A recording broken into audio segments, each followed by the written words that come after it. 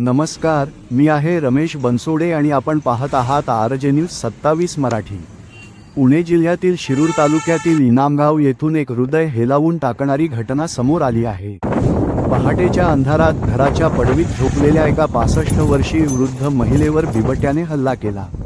मात्र नातवाच्या प्रसंगावधानामुळे आणि महिलेच्या धाडसामुळे मोठी दुर्घटना टळली। इनामगावच्या नलगेमळा परिसरात वीजपुरवठा खंडित झाल्याने अनेक नागरिक घराबाहेर झोपले होते। त्याचवेळी पुष्पा रंगनाथ नलगे या आपल्या नातवासोबत पडवीत झोपल्या होत्या। पहाटे साधारण 3:15 ते 20 मिनिटांच्या दरम्यान बिबट्याने त्यांच्यावर झडप घालण्याचा प्रयत्न केला। मात्र त्यांच्या आरडाओरडामुळे आणि नातवाच्या सतर्कतेमुळे बिबट्याने पळ काढला।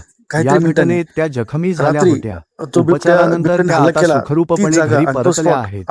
वन विभागानेही तातडीने पिंजरा लावून बिबट्याच्या हालचालींवर लक्ष ठेवण्यास सुरुवात केली आहे।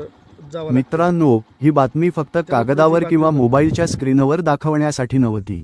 या घटनेमागचे वास्तव जाणून घेण्यासाठी आज सकाळी मी कोणत्याही मानधनाची, कोणत्याही पैशाची अपेक्षा न करता इनामगावच्या दिशेने निघालो। मांडवगण फराटा येथून जवळपास 9 ते 13 किलोमीटरचा प्रवास करून इनामगाव गाठले आणि तेथून आणखी 3 ते 4 किलोमीटर अंतरावरील नलगेमळा वस्तीपर्यंत पोहोचलो। घटनास्थळी जाऊन प्रत्यक्ष परिस्थिती पाहिली, जखमी महिलेची भेट घेतली, त्यांच्या कुटुंबियांशी संवाद साधला आणि संपूर्ण घटना मोबाईल कॅमेऱ्यात कैद केली। एक पत्रकार आणि संपादक म्हणून माझे ध्येय केवळ बातमी देणे नाही, तर सामान्य माणसांच्या समस्या, त्यांच्या अडचणी आणि त्यांच्या वेदना शासन व प्रशासनापर्यंत पोहोचवणे हे आहे। 1 रुपयाची अपेक्षा न करता समाजासाठी आणि सत्यासाठी काम करणाऱ्या आरजे न्यूज 27 मराठीला आपला पाठिंबा देणे ही आमच्यासाठी सर्वात मोठी ताकद आहे। म्हणूनच विनंती आहे, व्हिडिओ जास्तीत जास्त शेअर करा, चॅनलला लाईक करा आणि आरजे न्यूज 27 मराठीला सबस्क्राईब करायला विसरू नका। मी रमेश बनसोडे, आरजे न्यूज 27 मराठी। धन्यवाद।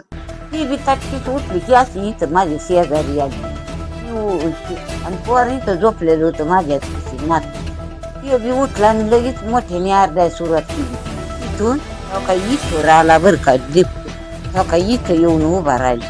तिथून पोर आरडलं तर हित गेला, मग ह्या काही इथून अशी उडी टाकली इकडे केली, खाली जाऊन बी उभा राहिला आणि मग गेला ती, मग बघितलाच नाही आम्ही पुढे गेला। आमचा दडा बी व्हायना इकडे येऊन की व्हायना। 3 वाजता लावलाय तिकडे, काल लगेच आली यंदा तर उभी राहायला इथं जागा नव्हती माणसांना। गाड्या पार मारुती कुठवर त्या गाड्यांच्या आल्या सगळी। माझं नाव सिद्धांत शरद नलगे। आजी म्हणली बिबट्या बिबट्या बिबट्या। आधी मी पाणी प्यायला उठलेलो 2 मिनिटं, बिबट्या बिबट्या बिबट्या म्हणली आजी। धक्क्याने उठलो, जोरात आरडलो, सगळं कुटुंब माझं जागे झालं।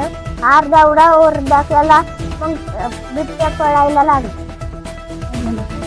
गाव मधील नलगेमळा या ठिकाणी पुष्पा रंगनाथ नलगे ही महिला आणि तिचे नातू आणि त्यांच्या थोरल्या सुनबाई लाईट नसल्या कारणाने घराच्या बाहेर पडवीमध्ये झोपले असता पहाटे 3 वाजता अचानक बिबट्या येऊन त्यांच्यावर हल्ला केला। हल्ल्यात त्यांना